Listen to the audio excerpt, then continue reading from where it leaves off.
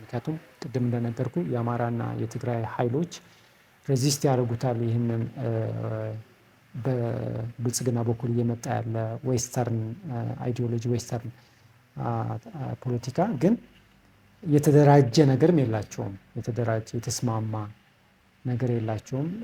የራሳቸው የሆነ የውስጥ ለውስጥ ብዙ የተጋጩበት ብዙ ተቃርኖዎች አሏቸው እርስ በርስ ሶስቱም ኃይሎች።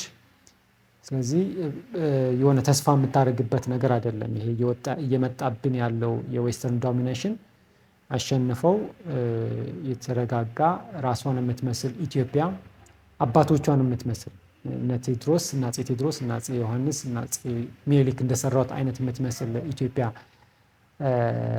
ወደ መፍጠር ይወስዱናል የምትላቸው የምትተማመንባቸው ኃይሎች አይደሉም ያሉት በትግራይም በአማራም ውስጥም በጣም የሚጋጭ የተቃረነ ያልተደራጀ ግልጽ ያልሆነ የፖለቲካ ሀሳብ ይዘው ነው እየተጓዙ ያሉት እና ስለዚህ ብዙም ተስፋ አታደርግም። ሁለተኛ ደግሞ ያ ፓወር ዝም ብለህ መቀበል ደግሞ ጤነኛ እንዳልሆነ ያው ታውቃለህ። ስለዚህ ያንን ፓወር በቃ ዝም ብሎ እንበልጽግ አንዳንዶች እንደሚሉት ማለት ነው እንበልጽግ ብልጽግናን ዝም ብለን እንቀበል ምናምን የሚሉት ደግሞ በጣም ከባድ ነው።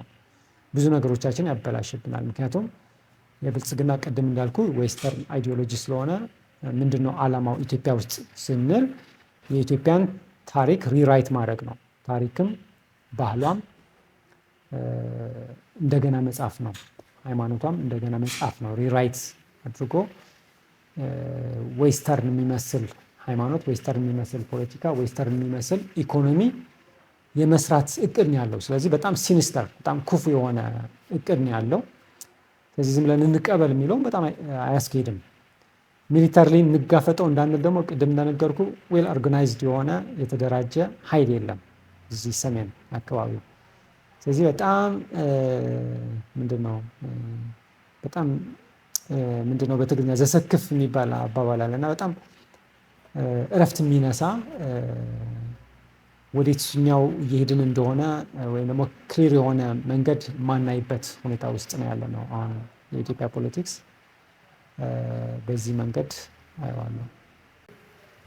ስለ አፄ ዮሐንስ ያለኝ አመለካከት ምንም የማያሻሙ ሁለት ነጥቦች አሉ። ስለ አፄ ዮሐንስ ስናነሳ አንድ በጣም ሃይማኖተኛ ሰው ነበሩ፣ ምንም ድርድር የሌለው ማለት ነው። አንድ ቀን ምን አሉ ይባላል ያው በሳምንት አንድ ቀን ዳኝነትን ይሰጡ ነበር። የተካሰሱ ሰዎች ፊታቸው ይቀርቡና ዳኝነት ይሰጡ ነበር እና አንድ ጊዜ ሁለት መነኮሳት መጡና ተካሰው ማለት ነው ፍርድ ፈልገን ነው የመጣ ነው። ምን ልትሆኑ መጣችኋል? ፍርድ ፈልገን ነው የመጣ ነው። ፍርድ ፈልጋችሁ ከመጣችሁ ልብሳችሁን ቀይራችሁ እንደ ኖርማል ሰው ናችሁ ኑ እንጂ እኔ እንዴት ምንኩስና ልፈርድ እችላለሁ? መንኩሰናል እያላችሁ ዓለሙን ትተናል እያላችሁ እንዴት ወደ ፍርድ እኔ ፊት ትመጣላችሁ ብለው ሸኘዋቸው የሚል ታሪክ አለና እንትናቸው ሳይቀር የሚተኙበት አልጋ ሳይቀር ምንድነው የሚባል ነገር አለ።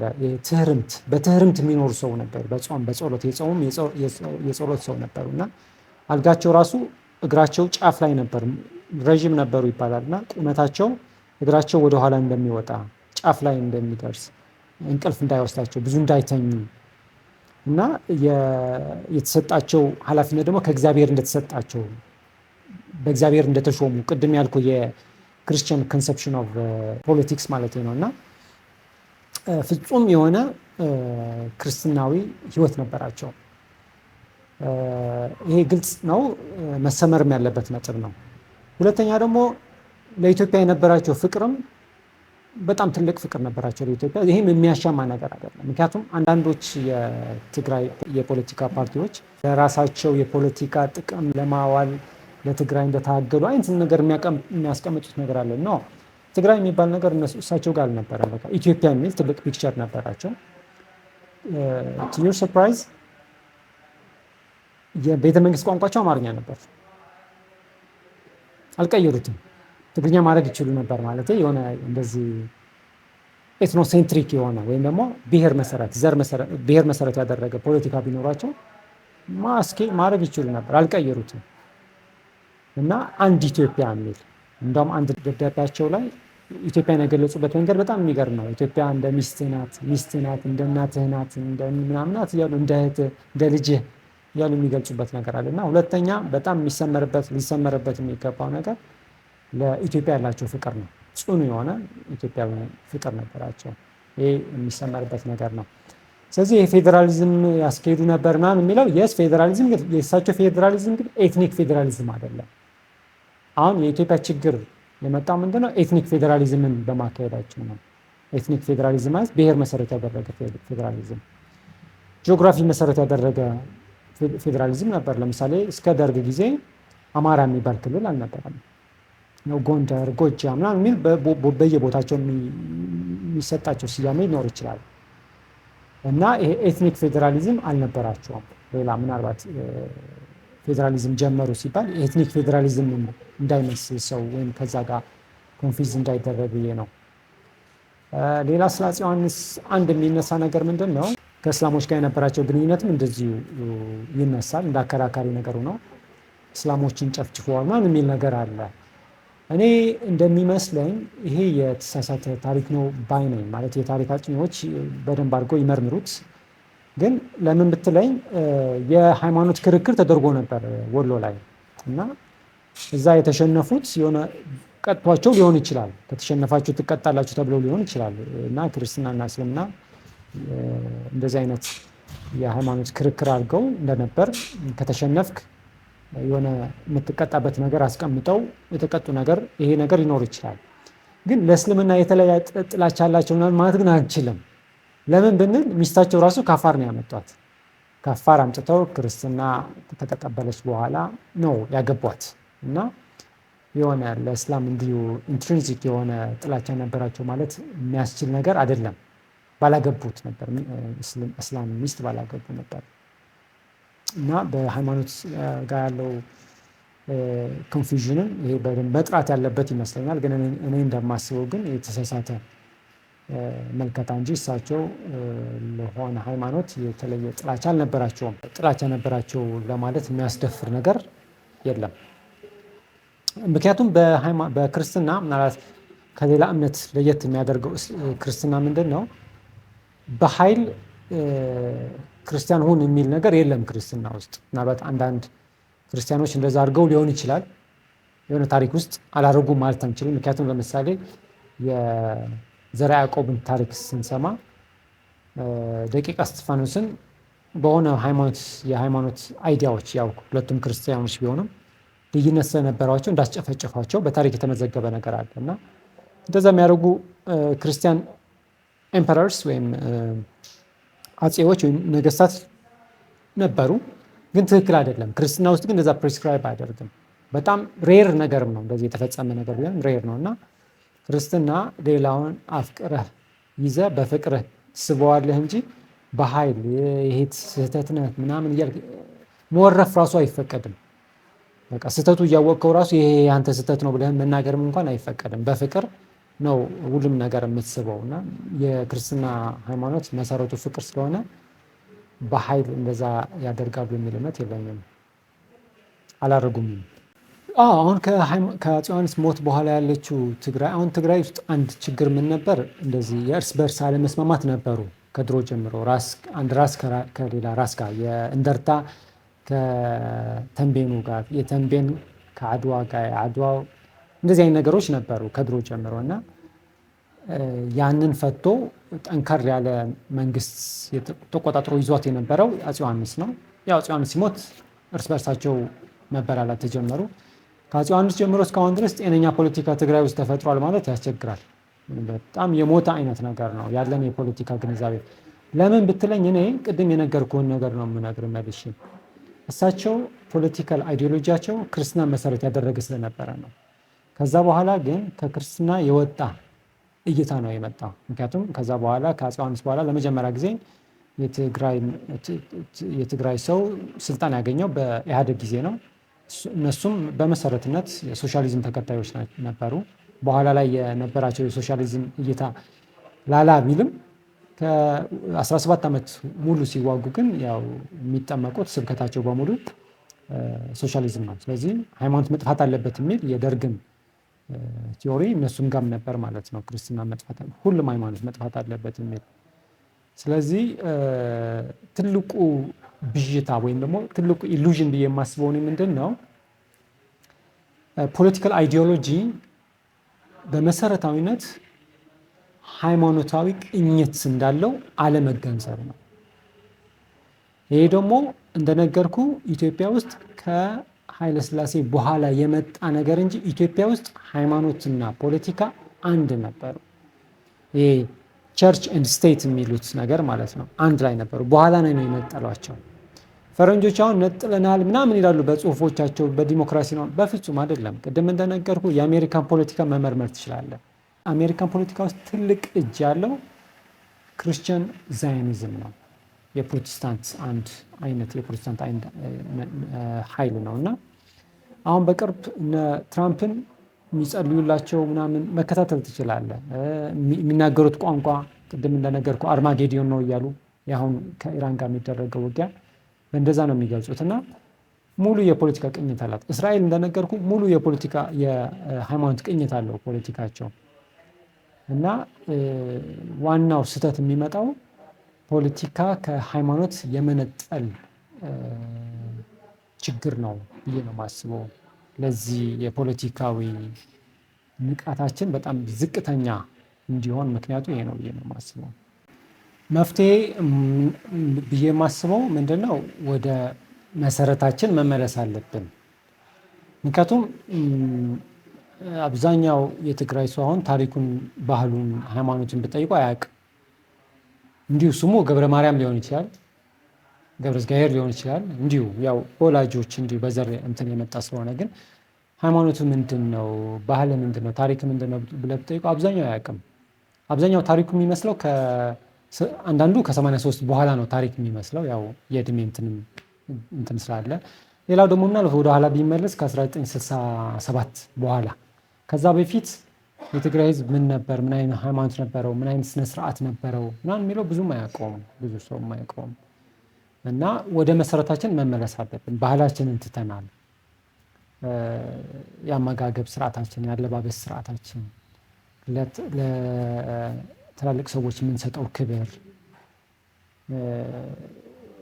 ያለን የፖለቲካዊ እይታ በሙሉ ይሄ ተቀይሯል፣ ተበርዟል። እና መፍትሄው ወደ ሩት መመለስ ነው፣ ወይም ደግሞ ወደ ኦሪጂን፣ ወደ መነሻ መመለስ ነው። ለዚህ ሁሉ ምሳሌ የምትሆነው ደግሞ ማናት ብትለኝ አክሱም ናት። አክሱማይት የሚል ሙቭመንት እኔ ደግፈዋለሁ። የሆነ ድርጅትም አለ በእንደዛ የሚንቀሳቀስ። ወደዛ መመለስ መቻል አለብን፣ ወደ ኦሪጂናችን፣ ወደ ጥንተ ታሪካችን መመለስ መቻል አለብን። አክሱም ደግሞ ለትግራይ ብቻም አይደለችም ሴንተር። እዚህ ጋርም ሌላ ኮንፊውዥን እንዳይፈጠር ማለት ነው። አክሱም ስንል የመነጋገሪያ ቋንቋችን፣ የስራ ቋንቋ ግዕዝ ነበር።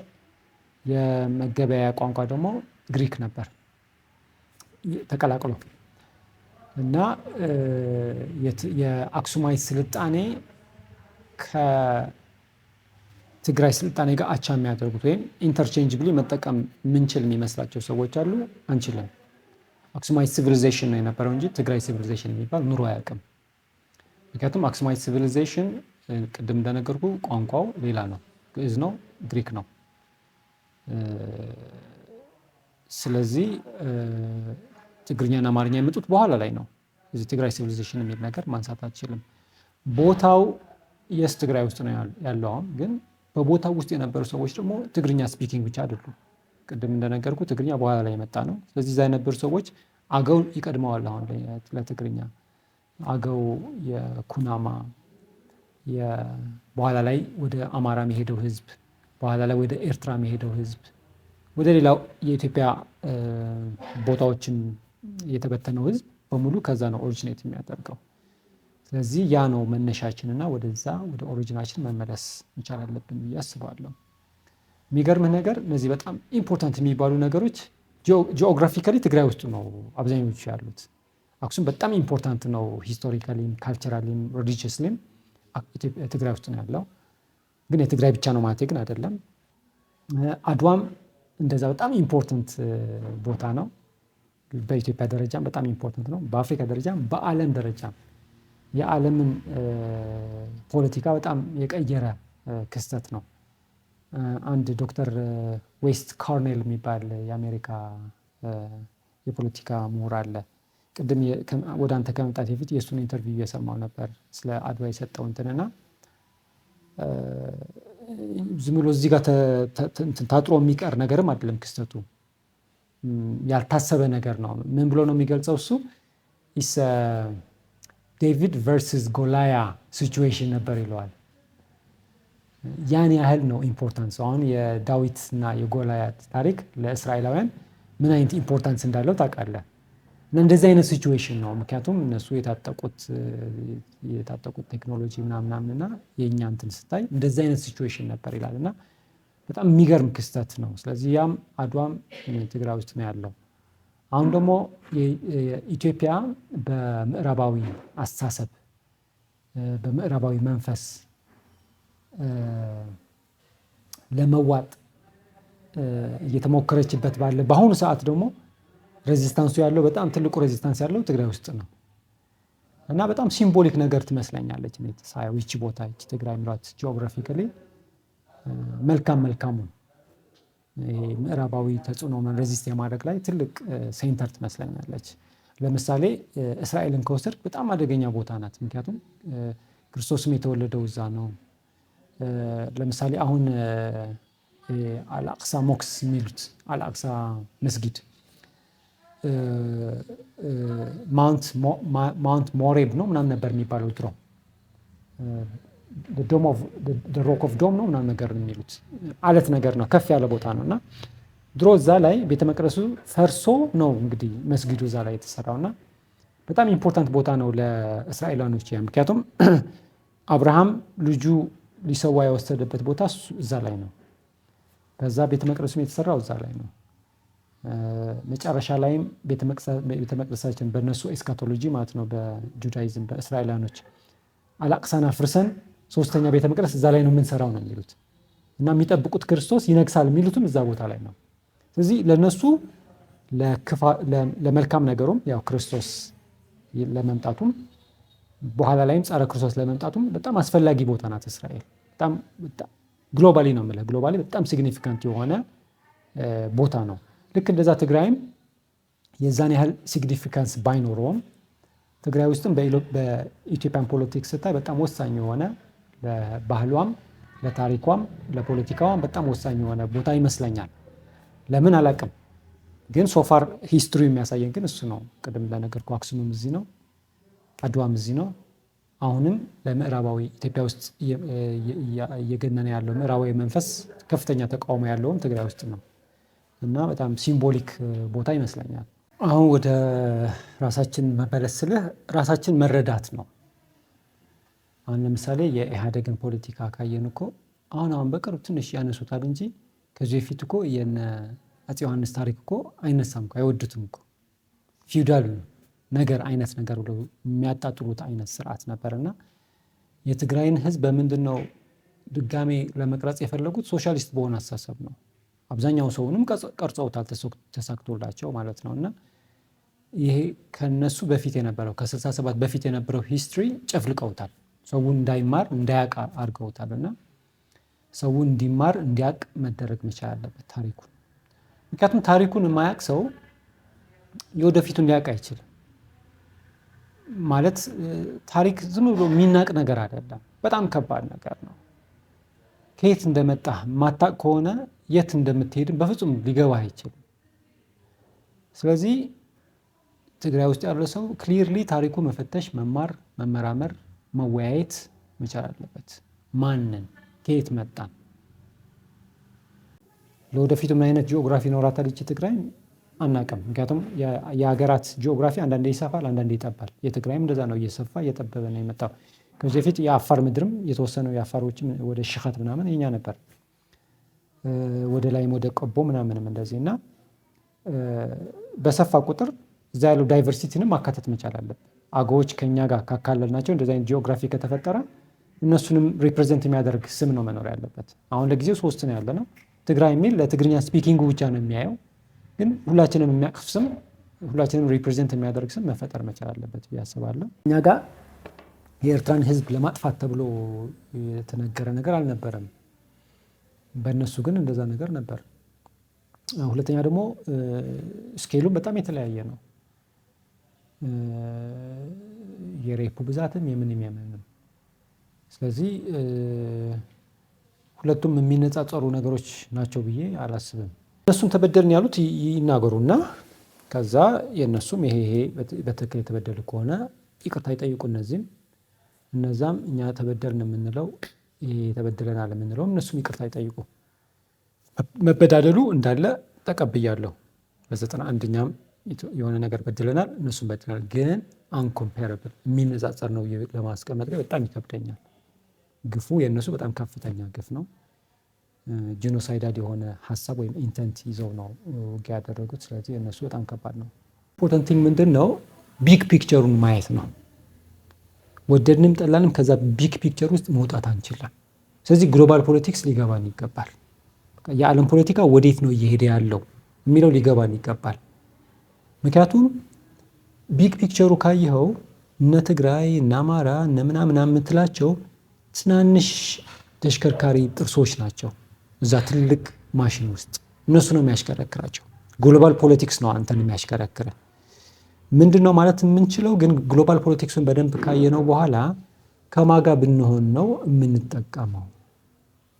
ኢኮኖሚካሊም ካልቸራሊም የምንጠቀመው የትኛው ነው ጆይን ማድረግ ያለብን? ዌስተርን ፓወር ነው ጆይን ማድረግ ያለብን ወይስ ኢስተርን ብሎኩ ብሪክስ ነው የሚለው እዛ ላይ ነው እኛ ክሊር የሆነ ነገር ሊኖረን የሚገባው።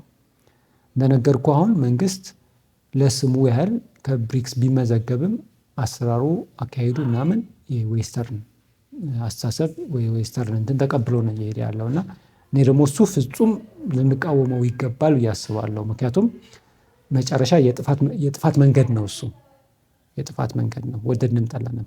አሁን አሜሪካ ምናልባት እየተከታተልኩ ይሆናል የአሜሪካን ጉዳይ ማትወጣበት ምንድን ነው የሚባለው ረግረግ ነው የሚባለው ኳግማየር ማትወጣበት እንትን ውስጥ ነው የገባቸው፣ አዘቅት ውስጥ ነው የገባቸው ማትወጣበት።